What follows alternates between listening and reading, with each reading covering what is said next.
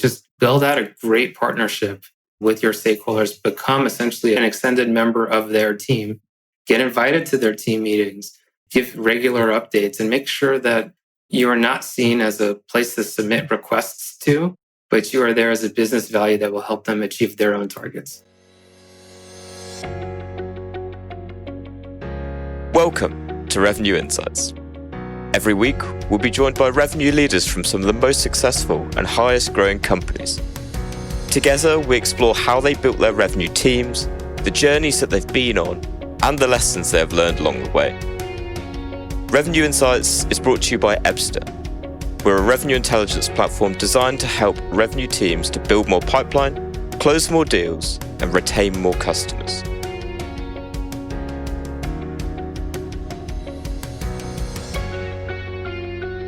Hello, and welcome to the Revenue Insights podcast. This week, I'm joined by Camron Shahmirzadi, who is the head of revenue operations of the Lightstep Business Unit at ServiceNow. Camron, welcome to the show. Thanks for having me. I regularly kind of ask this question at the beginning. Tell me a little bit more about your journey to becoming, head of revenue operations.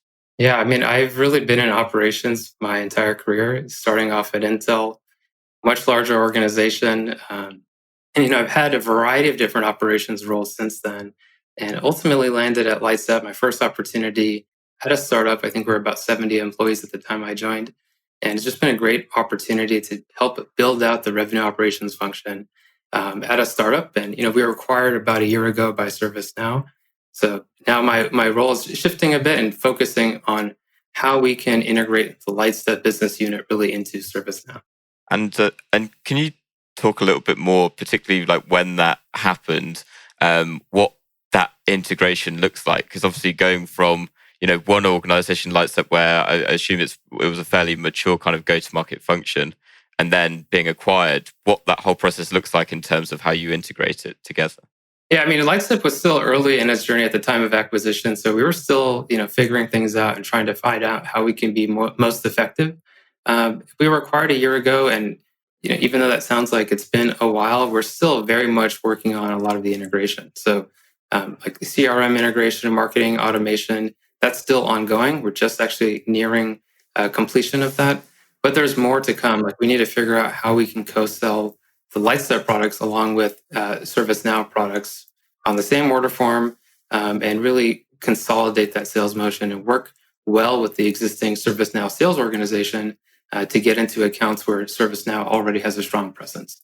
So it's ongoing. It's not something that's already complete. It's going to be a little while longer. It's not just the system piece; it's the process. It's figuring out how we can work well together to co-sell. Yeah, and what does that? Obviously, when you heard the news, what does that process then looks like for you in terms of right? How do I actually plan for this? All the different component parts. Not just systems, but as you say, like the processes as well. Well, luckily, I'd been through this before, not being acquired, but being on the acquiring end. So while I was at Atlassian, we acquired several different companies. And a primary part of my focus at Atlassian was actually figuring out how to integrate those acquired organizations, not just into the tech stack, but how to consolidate processes, how roles and responsibilities would work going forward. Atlassian has a very different sales model than is traditional in the B2B space. So we needed to figure out how to make that work alongside the acquired companies. So this was my first time, on the other side of things, but I already had a very good idea of what needed to happen. And it really just, for me, started with listing out all the stuff that I knew I needed to get done over the next year and trying to build a roadmap around, around that and just getting the resources, both people and money that would be necessary to make that successful. And can you shed a little bit more light on what that roadmap looks like, and I guess up to where you are today? So there was a very short-term list of things we needed to get done immediately to enable Lightstep to sell at ServiceNow. So this meant reviewing our order form terms, making sure we were fully in compliant with ServiceNow policies. So that was the immediate focus. The next phase of this for me was really the data and system migration. And this is what we're wrapping up right now. And that's been about a 6 to 9 month journey to figure out which systems we're going to use, how to align all these fields and data. And it's a very cross-functional process. This is spanning sales, marketing, customer success, finance, and we need to make sure that we are able to continue billing, invoicing our customers, signing up new accounts in the way that Lightstep has been able to do that. We actually have a billing model that's largely subscription or usage based, and that's not something that already existed at ServiceNow. So there's a lot there that we need to figure out so that we can make sure our existing subscription billing model works at ServiceNow. And then going forward, it's things like being able to co-sell more effectively, work with ServiceNow partners, further build out support for the subscription billing process. So there's a lot more that needs to happen. I would say the big chunk of this, which has been the system and data migration, that's just getting wrapped up, and it's already been a year. But we still have 6+ months more of work to do, and we'll probably identify more in the coming months. Yeah, I can imagine that it's an ever-evolving process, right? It is. Yeah. And so in that time that you've kind of been bringing everything together, what would you say have been the three biggest challenges that you faced? Oftentimes it's identifying just the right owners for things. And, ServiceNow is a large organization. When I was at Lightstep, it was very clear who owned what. And for the most part, when it was revenue operations, it was largely me. Now, when you're interacting with a much larger 18,000 or so employee organization, you really need to identify who is able to make a decision, who owns each specific area, and you have to get consensus across the board because nothing is isolated and up to one person's span of control. You really need to have a conversation with a much broader audience to understand whether or not you can move forward with the proposal. So that has been one of the bigger challenges, is just trying to identify who the right stakeholders are and get approval before you are able to move forward. And is that something, I assume, because of just the sheer size of things over at ServiceNow? Is that right? Yeah, I mean, we have like two separate organizations that are very different in terms of just the size and the scale of ownership. And so just because of that, you really need to be able to identify who your stakeholders are, who you can partner with to help get things done. And I mean, that's partially a function of company size, but this is like a multi-month process. And I don't think that, prior to the Lightstep acquisition, that ServiceNow had previously acquired a company of Lightstep size. I think we were about 100+ employees at that time. So a lot of the acquisition motions were relatively new to a lot of people as part of ServiceNow, especially because the company had been growing so quickly and hiring new people. So there's just a lot of stuff that was relatively new that we needed to figure out to make the project successful. Yeah.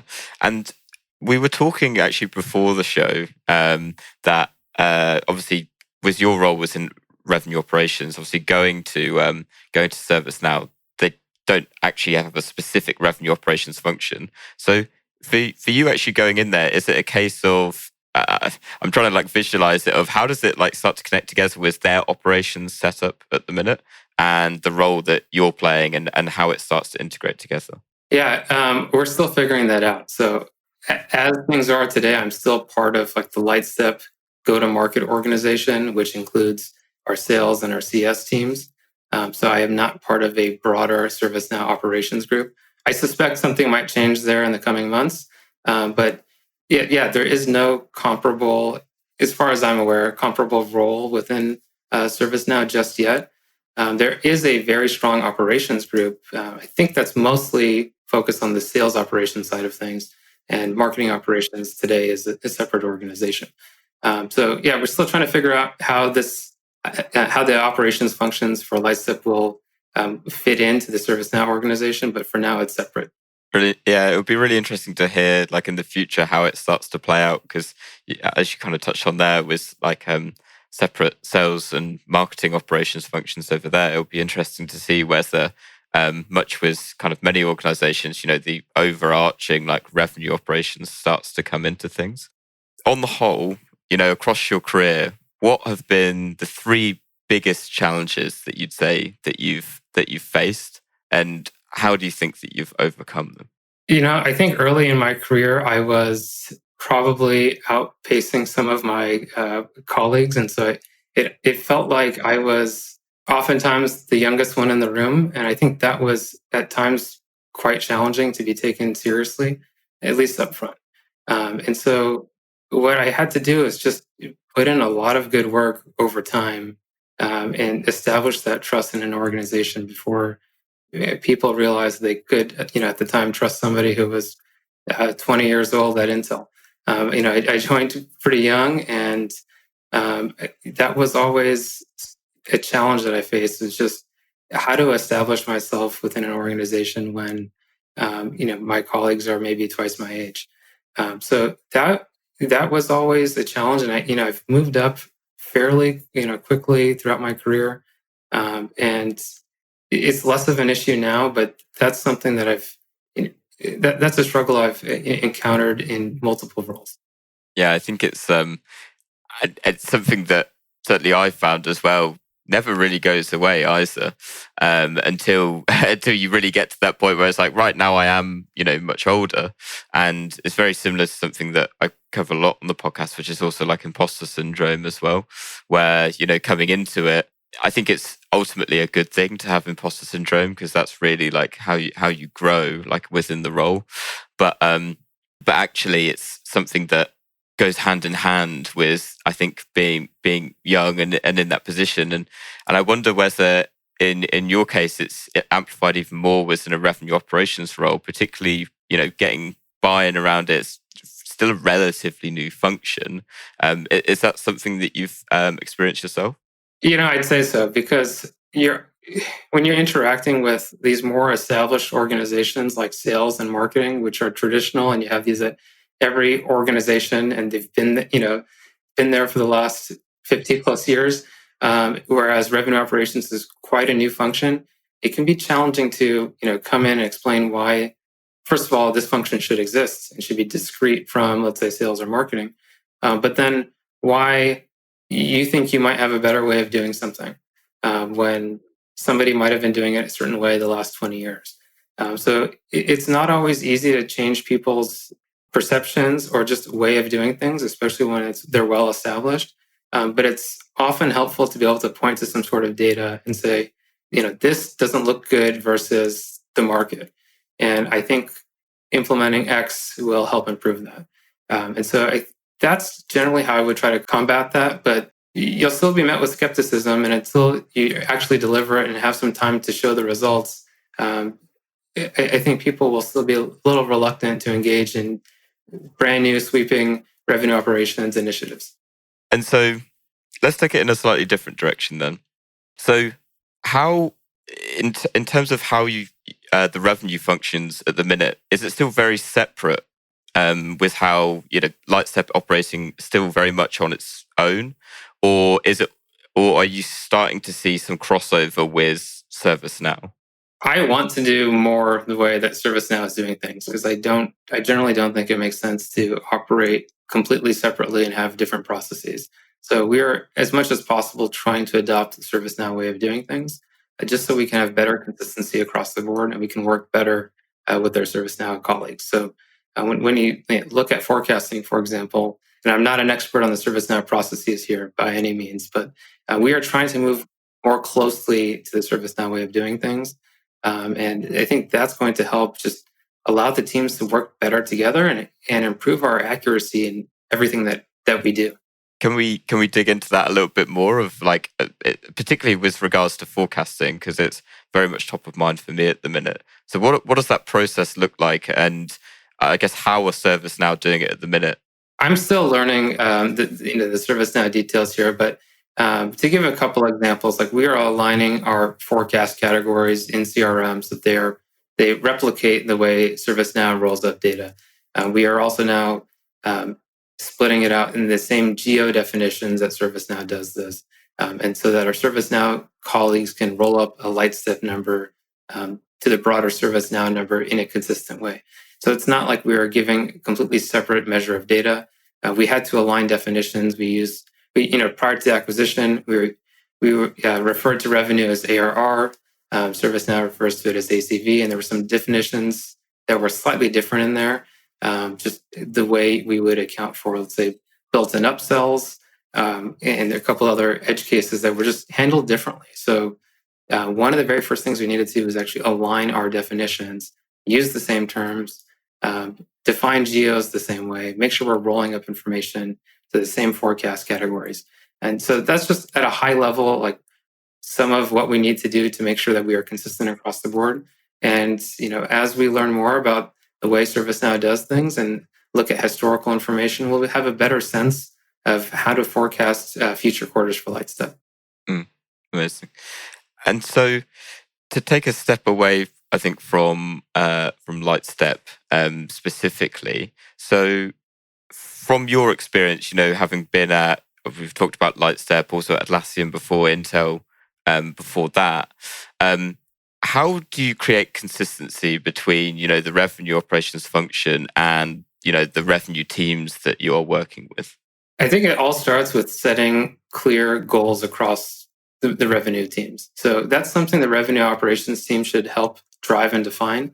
And that means not just deciding what it is that you should be measuring, but how you should be measuring it and what those targets should be. And those should be relatively constant quarter to quarter. Of course, the goals change, the targets change, but the definitions and the key performance indicators, the things you're actually tracking, should be relatively constant. And so that was one of the first things that I did at Lightstep, but it's also something everybody needs to do in the revenue operations teams that they are in today, is making sure they're syncing with their colleagues across go-to-market function to define what it is that you're measuring, what's important for the organization, what the targets are. And you have a single source of truth for that data. So at the end of the quarter, there's agreement on how the quarter went relative to the target, and you can discuss what your goals should be for the following quarters. Brilliant. And so how exactly do you get the buy-in from, particularly, for example, in fact, sales teams, on those goals, on those KPIs in terms of what they're hitting? And then I guess second part to that question is how are you working with them to actually support them in hitting those goals? Yeah, so I think at many companies, you have maybe a company-wide plan or something you're talking to your board about. You have these sort of wide objectives that the revenue organization needs to deliver. And so oftentimes it's about working backwards from that while also doing a bottoms-up analysis to make sure those targets are reasonable. And if you have great historical data, and we're fortunate enough that we do have good historical data, just not much of it, we're able to identify what conversion rates are, what average sales prices have been historically. And that gives us a sense of how many deals we need to close, how many stage one opportunities we need to have, what our targets should be for our SDR organization, for example. And so you have to work backwards from what that ultimate goal is, while simultaneously doing a bottoms-up analysis to make sure that that company-wide goal is reasonable and you have a clear path to hitting it. Yeah. And something that we were talking about before, particularly around collaboration, is the actual relationships between revenue operations and those stakeholder teams. How exactly are you, or from your experience, do you help to nurture those relationships and really build them into something that helps to drive those results? Yeah, so I think it's really important to be a trusted business partner for those stakeholders. And I think one mistake a lot of revenue operations, sales ops, marketing ops teams make is that they are overly focused on like submitting tickets. And so I know this might be an unpopular opinion, but I think when those operations teams fail to position themselves as strategic partners and instead direct their stakeholders to submit a ticket, that's just ineffective. And tickets are a great way for teams to track their own work, but they shouldn't be used as a shield to deflect ownership to a queue or to avoid a tough conversation. So instead, I think revenue operations teams really need to be proactive and speak with their stakeholders to capture requirements that they didn't even know they had. They need to provide a best-in-class customer experience, even if it's not the most convenient option for the revenue operations team. You need to deliver on your commitments, right?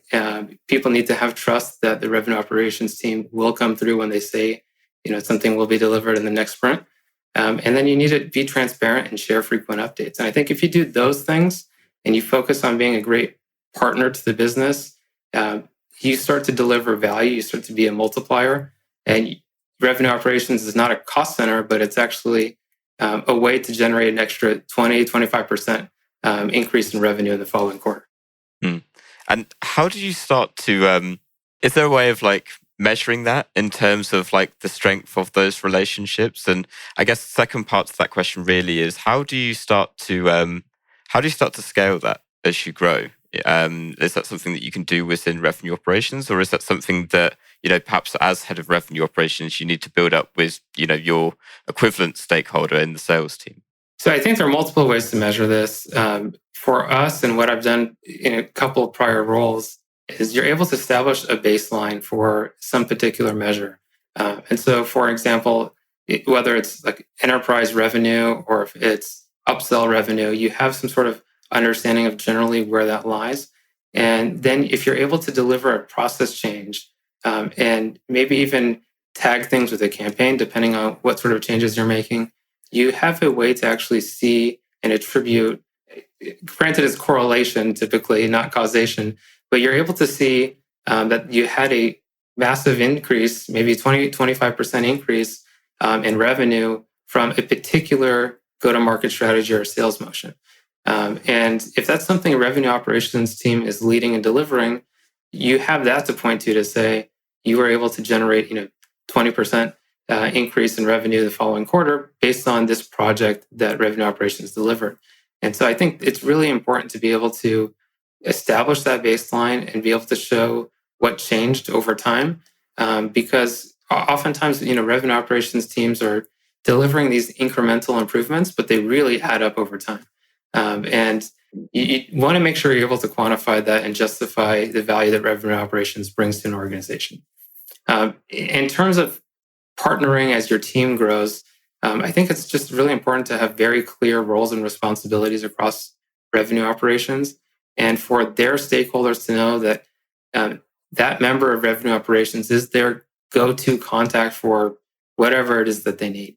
And so that's where I'd like to focus, my teams on delivering value. It just build out a great partnership with your stakeholders, become essentially an extended member of their team, get invited to their team meetings, give regular updates, and make sure that you are not seen as a place to submit requests to, but you are there as a business value that will help them achieve their own targets.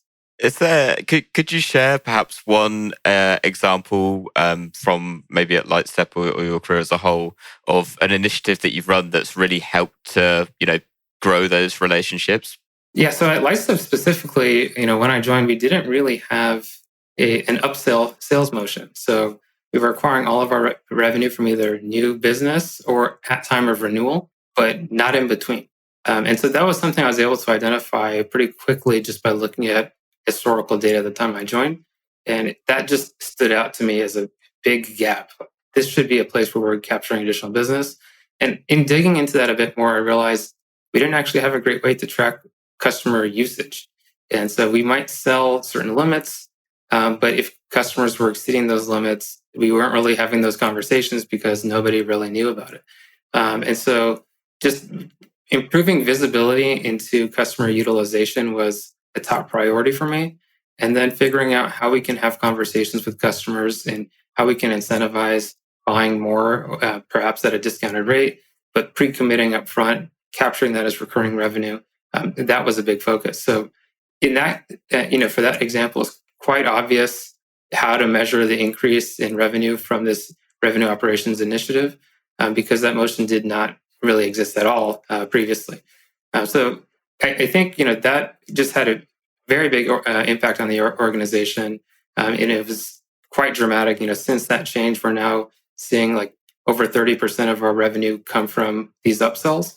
And it was previously less than 1%. We had done, I think, one deal ever in the time before we made these changes.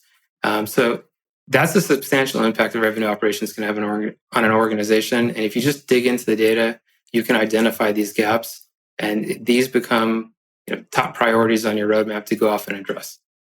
Yeah, I think that's it sounds like an amazing way to like start building that trust. And probably is one of the big takeaways, I think, from what we've kind of talked about is, demonstrating that value to be able Right. to then get the buy-in in terms of, this is how we can start to work together. Because then I guess it then opens up to, what more can we do at that stage? And it does start to get you to a point of, well, hopefully where you're doing less ticketing at the end of the day. Over the past kind of like few years that you've been at Lightstep, what would you say would be the one single biggest learning that you've had that you wish you knew at the beginning? I think it's important to not just set targets for the revenue organization, but to set targets for the revenue operations organization. One potential challenge I think revenue operations can face is you are delivering value, but you're in many ways you're delivering value to like a sales organization achieving their targets or a marketing organization achieving their targets. And so it's important to also clearly define upfront what it is that revenue operations is planning to do so that you can share in the credit when things go well. And so that's something I wish I had done more of earlier. It's not just the light step thing. This is something that is important for anybody listening to this to go off and do in their own organization, because unfortunately or fortunately, when you deliver value to your stakeholders, you run the risk of it not being perceived as value brought by the revenue operations team.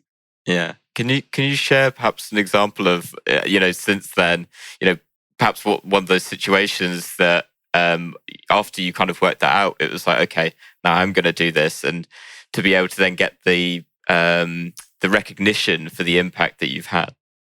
So we've made some changes or really implemented new campaign types and used a third-party data source to identify leads from alumni customers that have moved on elsewhere, and that ended up being a very good lead source for us. And I think it's about 18% of our stage one opportunities come from User Gems. That's the name of the third-party vendor. So it's been very successful for us.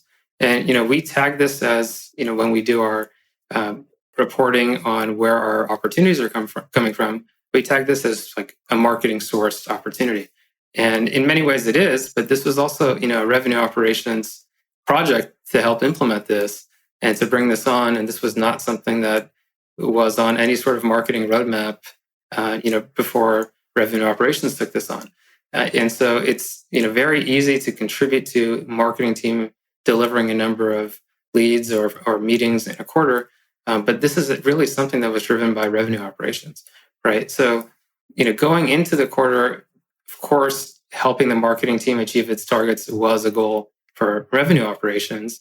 And when we are successful and we allow our teams to be successful or enable them to be successful, but you also just need to make sure that you are documenting upfront that you are going to be working on this very specific project, and you expect it to deliver more meetings, more opportunities, more leads, and then be able to demonstrate that at the end of the quarter. So I would just be a little bit more granular in how I define, some of the quarterly objectives or goals for revenue operations, so that when something does go well, you have a very specific project to point to that helped, enable those results. Mm. Now, I want to ask a slightly different question. I spotted in my research on you when I was kind of looking into your background beforehand that you're a keen runner. So I'm intrigued to know, are there any kind of skills or lessons that you've learned, being a runner that you've actually transferred into your career? Yes, several. So one of them we just talked about. So it's just setting measurable goals, and these are both like short-term and long-term goals. So you might have a goal for what you do this week, but also what you do this year or this season. And the next, I think, key learning for me was that in order to be successful, you really have to put in the work on a daily basis. It needs to become repeatable. It needs to become something that becomes a habit. So if you are, trying to achieve a long-term goal, you're not going to be able to do that successfully unless you've made this into a daily habit, and you don't even have to think twice about it. It's second nature, and over time, you just see gradual improvement. Yeah, it's the marginal gains over time, right? From the small little initiatives that you do, and I can only imagine like it goes hand in hand so well with revenue operations in particular. Finding those small little things that are and finding those little levers that you can pull, to increase win rates, to shorten sales cycle, which might only be a fraction of a percent in for a single rep, but when actually amplified over time causes this influx really of improvement over time. Yeah, absolutely. Camron, it's been wonderful to have you on the podcast. Thank you so much for joining me. Last little bit, to everyone listening at home, if they want to connect with you, learn a little bit more about what you're doing over at Lightstep, where can they find you? I'm not really on the social networks, but you'll find me on LinkedIn. Awesome. Well, we'll put a link down to your profile down in the show notes. So Camron, thank you so much again for coming on. It's been great to have you. And to everyone listening at home, thank you so much for listening, and we'll see you next week. Thank you. Thanks for listening to Revenue Insights. If you want to learn more, subscribe to our newsletter and we'll deliver every episode straight to your inbox. If you have any questions, feel free to connect with us on LinkedIn. Our links will be in the episode notes. See you next week.